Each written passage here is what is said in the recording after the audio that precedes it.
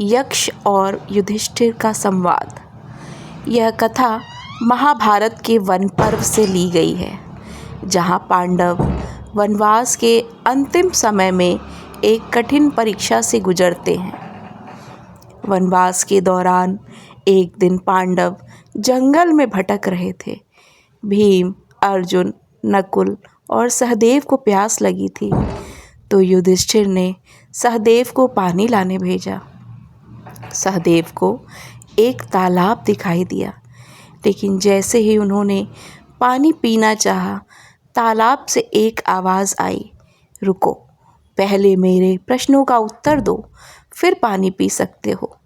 सहदेव ने इस चेतावनी को अनसुना कर दिया और जैसे ही पानी पिया, वह अचेत होकर गिर पड़े। इसी प्रकार नकुल, अर्जुन और भीम भी बारी बारी से तालाब पर गए और प्रश्नों की अवहेलना करने के कारण चेतना शून्य हो गए। अंत में जब चारों भाइयों के न लौटने पर युधिष्ठिर स्वयं तालाब के पास पहुँचे। अपने भाइयों को अचेत देखकर वे चिंतित हुए। तभी तालाब से एक दिव्य आवाज़ आई, राजन, यह जल मेरी अनुमति के बिना कोई नहीं पी सकता। पहले मेरे प्रश्नों का उत्तर दो, तभी पानी पीने की अनुमति मिलेगी। युधिष्ठिर ने नम्रता से उत्तर देने की स्वीकृति दी। यक्ष के प्रश्न और युधिष्ठिर के उत्तर। यक्ष, संसार में सबसे बड़ा आश्चर्य क्या है?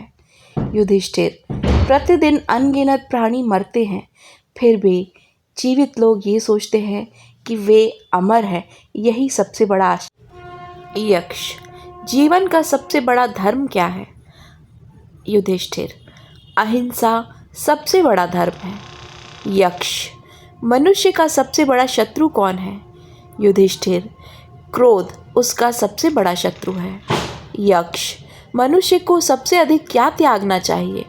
युधिष्ठिर, अभिमान को त्यागना चाहिए। यक्ष, सबसे बड़ा सुख क्या है? युधिष्ठिर, संतोष सबसे बड़ा सुख। युधिष्ठिर के उत्तरों से प्रसन्न होकर यक्ष ने कहा, राजन, तुमने सत्य और धर्म का पालन किया है। मैं तुम्हारी बुद्धिमत्ता और धैर्य से प्रसन्न हूँ। तुम अपने भाइयों में से किसी एक को जीवित करने की इच्छा व्यक्त कर सकते हो। युधिष्ठिर ने उत्तर दिया, हे यक्ष, कृपया मेरे भाई नकुल को जीवन दान दे।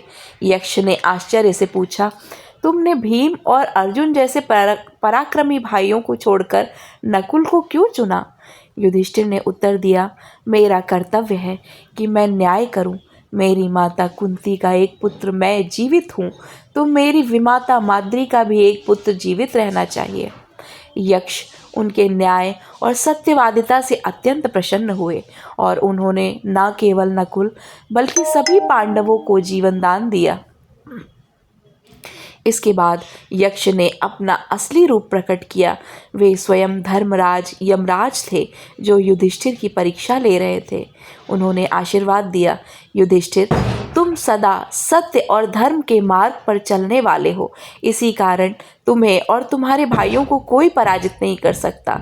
इसके बाद यमराज अंतर्ध्यान हो गए और पांडव आगे की यात्रा निकल गए। यह कथा महाभारत में युधिष्ठिर के धैर्य, सत्य और धर्मपरायणता की अद्भुत मिसाल है। इस कथा से यह शिक्षा मिलती है कि सत्य, धर्म और न्याय का पालन करने वाला सदा विजयी होता है।